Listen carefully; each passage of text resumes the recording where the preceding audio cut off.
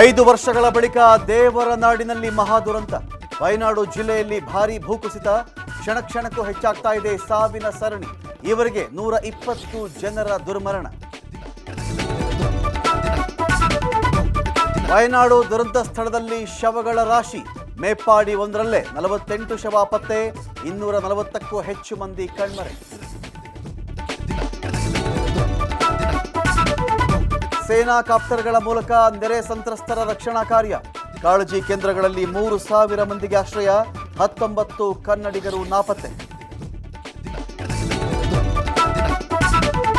ಸಂಸತ್ನಲ್ಲಿ ಭೂಕುಸಿತ ಪ್ರಸ್ತಾಪ ಮಾಡಿದ ಖರ್ಗೆ, ಅಗತ್ಯ ನೆರವಿಗೆ ಒತ್ತಾಯ.